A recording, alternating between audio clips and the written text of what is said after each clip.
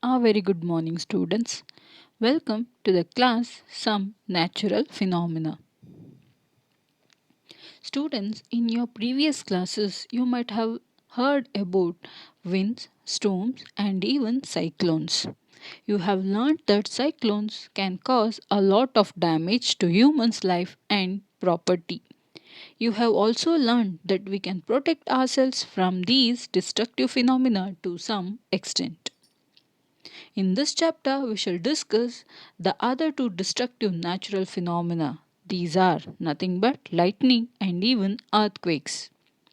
We shall also discuss what steps can be taken to minimize the destruction caused by these phenomena. Students, you might have seen sparks on an electric pole when wire comes closer. This phenomena is quite common when wind is blowing and even shaking the wires. You might have also seen in our homes that a sparks when you plug in loose in its socket, isn't it? So lightning is also an electric spark but on a huge scale. So whatever may be the plugs which we are going to see in our homes when the socket is loose, thereby you can see that the sparks which are coming. At the similar way, they are comparing those sparks for the lightning, but they are telling the sparks which are emitting in the lightning are of a huge scale when you compare to the sparks which are coming in a home or in a industries. In ancient times, people did not understand the cause of these sparks. They were therefore afraid of lightning and thought that the wrath of gods was visiting them. The ancient Greeks knew as early as 600 BC that when amber was rubbed with fur, it attracted light objects such as hair. In 1752, Benjamin Franklin, an American scientist, showed that lightning and the spark from your clothes are essentially the same phenomena. However, it took 2000 years for this realization to occur.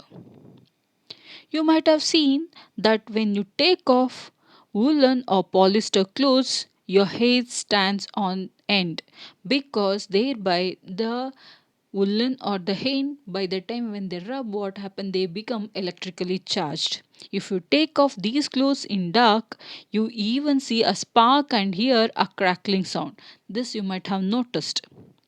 So here they have shown the picture in which how the lightning are formed, isn't it? Here we are having an activity. When you rub a plastic scale on your dry hair, the scale can attract very small pieces of paper.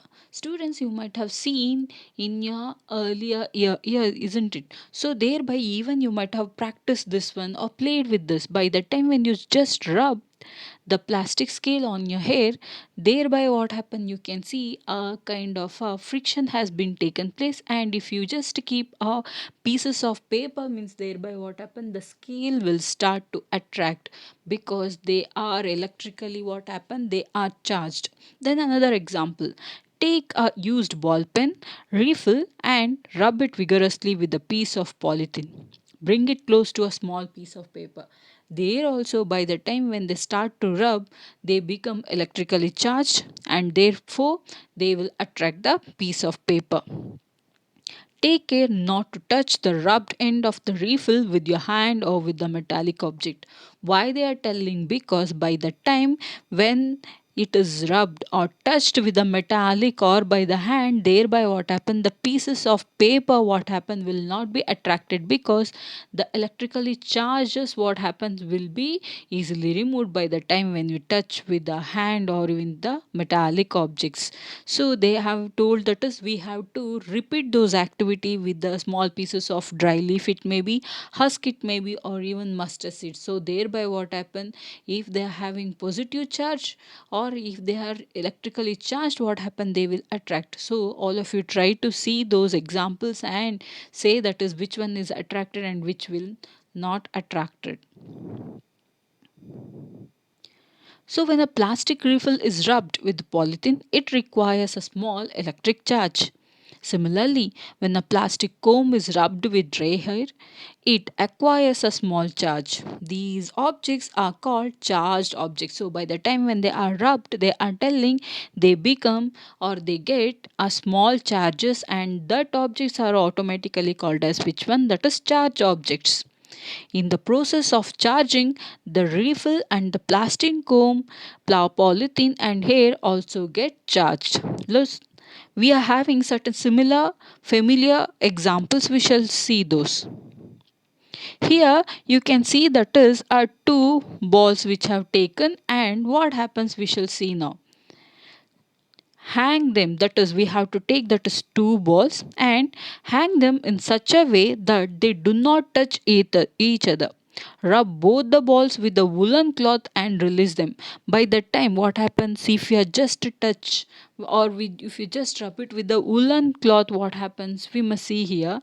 We have brought close together the charged object that we made of the same material. So by the time what happens you can see here, since we have rubbed both also, what happened you can see that is both are also will be having the same charges. Since they are having same charges means automatically what happened they start to repel each other. We all know plus plus and minus minus, what happened they almost start to repel each other. If they are having the opposite charges only, what happened they will start to attract. Here also the same thing happens. Since they are rubbed, both the balls are rubbed with the woolen cloth, thereby what happened they will be having the same kind of charge, hence what happened they will be repelling each other. Rub one refill with polythene, place it carefully on a glass tumbler using a tumbler or as a stand. Rub the other refill also with the polythene. Bring it close to the charged refill. Be careful, do not touch the charged end with your hand. So, here also, what happens by the time when it is rubbed with the polythene and another, thereby what happens here also it must be touched or rubbed with the polythene, but they are telling we should not touch with our bare hand. By the time when we are going to touch with our bare hand, thereby the charges which are present, what happen there may be chances of losing of it. What happens if two charged objects made of different materials are brought close to each other?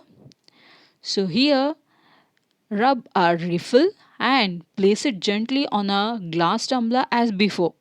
Bring an inflated charged balloon near the refill and the absorber. They are telling what happens if two charged objects made of different materials. So here itself they are telling they are having different materials. Since they are made up of a different materials, thereby what happen they will be having different type of charges. As they are having different type of charges, you can see they start to attract. So here plus and here you are having minus. So always opposite charge, thereby what happen will start to attract. But in the previous one you can see since they all are nothing but the same kind of a material, here you can see they are started to have repel each other. You can see they started to repel each other as they are having same kind of the electric charges. A charged balloon repelled a charged balloon. A charged refill repelled a charged refill, because here what happens since they are made up of a same type of materials, so thereby what happens a balloon or a refill they start to repel, but a charged balloon attracted a charged refill because these two are made up of different type of material and they will be carrying different type of charge. Does it indicate the charge of the balloon is of a different kind from the charge of a refill? Yes. We can say then that there are two kinds of charges. So, what are those kinds of charges? We can also say that charges of the same kind repel each other while the charges of a same kind attract each other. So what I said, no, plus plus or minus minus they start to repel, but if they are having different kind of a charges means they will attract each other. It is a convention to call the charge acquired by a glass rod when it is rubbed with the silk as a positive. The other kind of charge is said to be negative. It is observed that when a charged glass rod is brought near the charged plastic straw rubbed with the polythene, there is attraction between two. Here also they have taken two examples. So what do you think? What would be the kind of charge on a plastic straw? Yes, your guess that plastic straw would carry a negative charge is correct. So thereby what happened? The plastic charge hereby it carries a negative charge. The electric charges generated by rubbing are static. They do not move by themselves.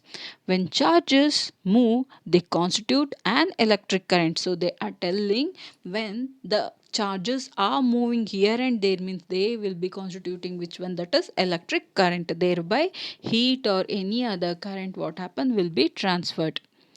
We have been reading about electric current since in our earlier classes. The current in a circuit which makes a bulb glow or the current that makes a wire hot is nothing but a motion of charges.